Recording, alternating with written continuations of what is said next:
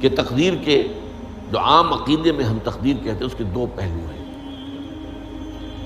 ایک پہلو ہے ما اصاب علی الانسان، جو کچھ انسان پر آتا ہے مصیبت، جیسے ابھی آیت میں نے پڑھی ما اصاب من مصیبت فی الارض ولا فی انفسکم۔ ہم ہر وقت زد میں ہیں، کوئی تکلیف آ گئی، کوئی مصیبت آ گئی، کوئی بیماری آ گئی، کوئی حادثہ ہو گیا، کوئی بچہ فوت ہو گیا، کوئی عزیز جو ہے وہ فوت ہو گیا، یہ ہر وقت حوادث ہے۔ تو جو بھی کچھ پیش آتا ہے وہ علم خداوندی میں ہمیشہ سے تھا۔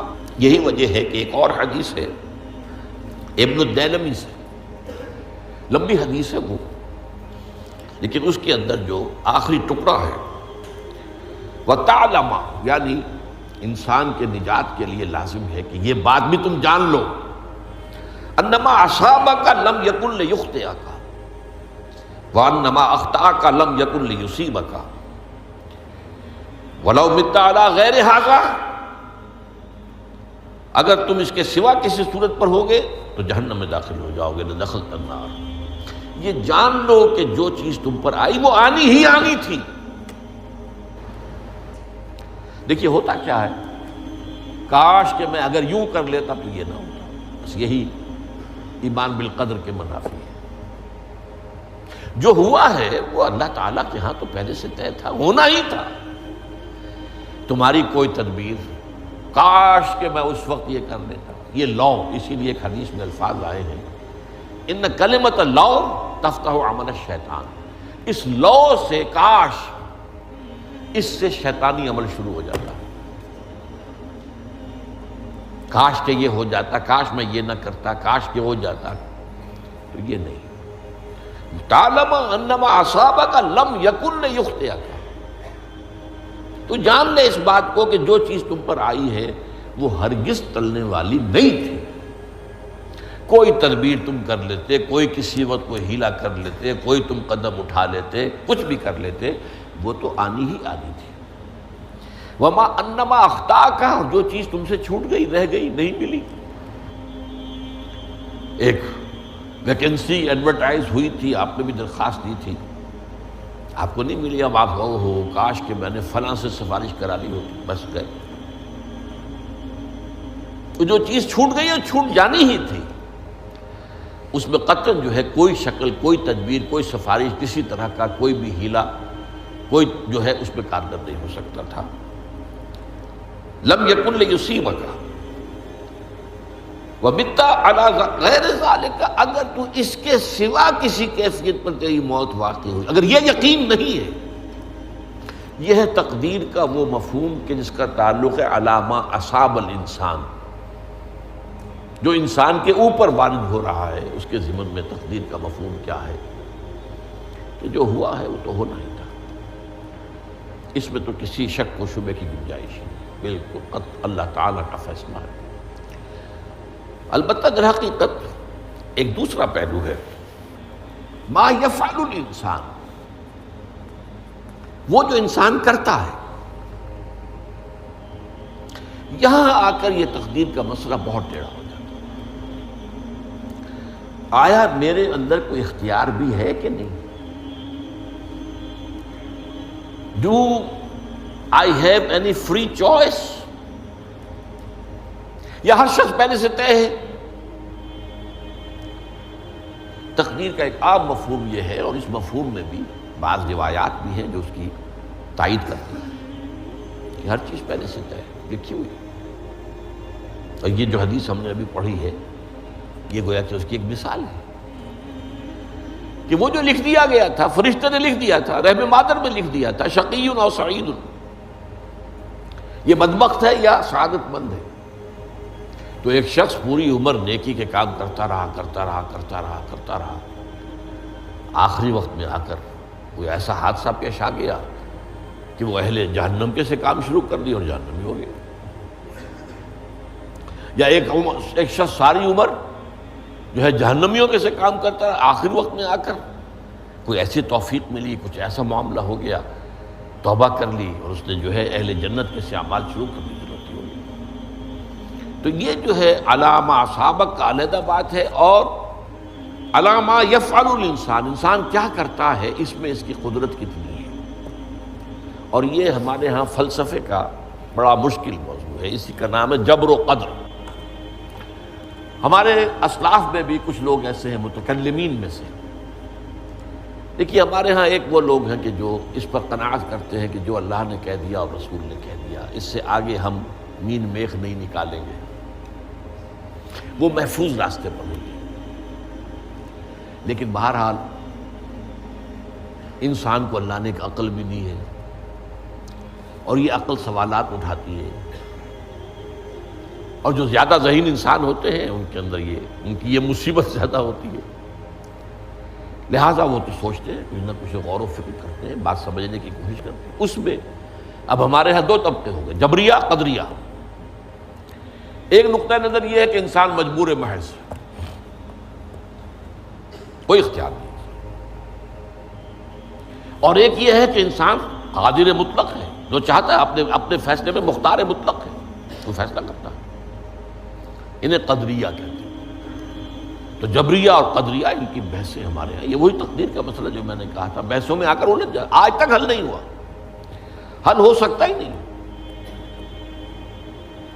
اب اس کے ضمن میں علامہ اقبال کا ایک شعر آپ کو سناتا ہوں، وہ بہت اچھا لگتا ہے، بہت خوبصورت لگتا ہے شعر ہونے کے اعتبار سے۔ تقدیر کے پابند جمادات و نباتات، مومن صرف اللہ کے احکام کا پابند۔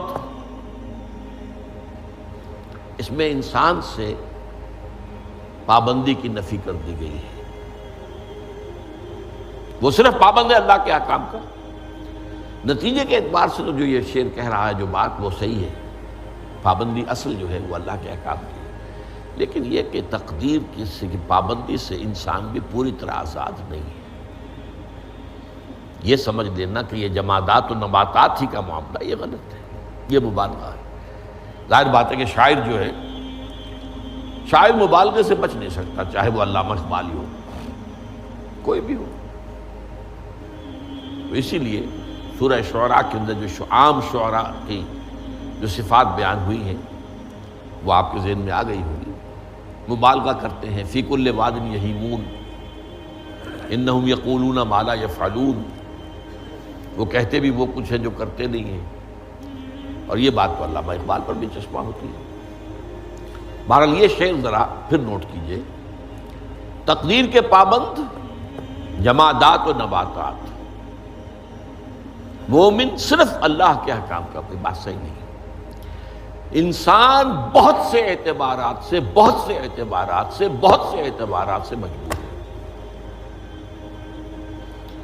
سب سے پہلے جو ہے انسان کے اندر ایک تقدیر نوعی ہے، نوع انسان۔ چھوٹی سی چڑیا اڑتی پھرتی ہے، انسان نہیں اڑ سکتا۔ آپ نے ٹھیک ہے مشین ایجاد کر لی، جہاز ایجاد کر لیا، آپ دوڑ رہے ہیں، 500 آدمی اور سینکڑوں من سامان لے کر جو ہے وہ جا رہا ہے، 747 ہو یا 757 ہو، یہ کر لیا ٹھیک ہے، خود نہیں اڑ سکتا۔ اب کیا کریں گے آپ؟ یہ تقدیر نوعی ہے، سپیشیز، ہر سپیشیز کے لیے اللہ نے ایک اندازہ مقرر کر دیا ہے، اس اندازے ہی میں رہے گا، اس سے باہر نہیں جا سکتا۔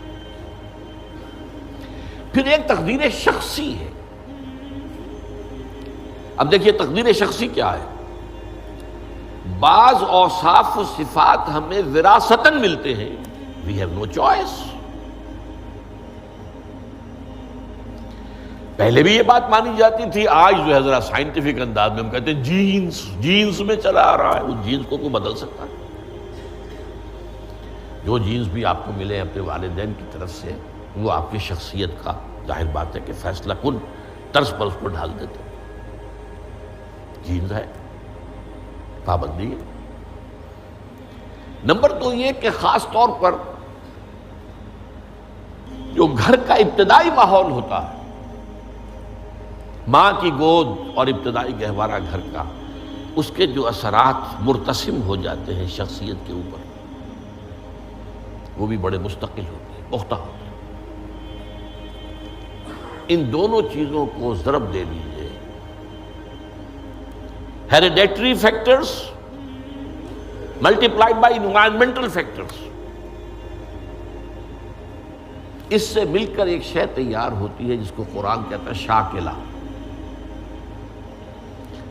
قل کل یعمل علی شاکلتہ فربکم اعلم بمن هو اہدی سبیلا، سورہ بنی اسرائیل۔ شاکلہ کسے کہتے ہیں؟ شاکلہ شکل دینے والی شے۔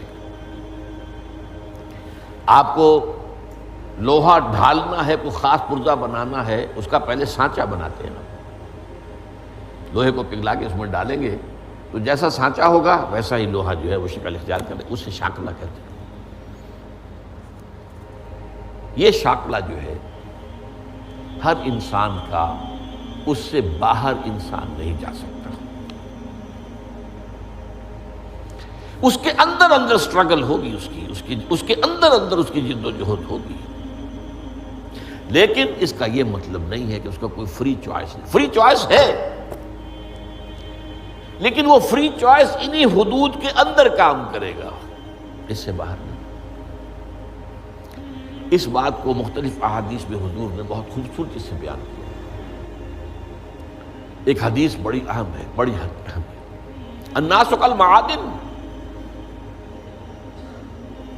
انسانوں کی مثال بھی معدنیات کیسی ہے؟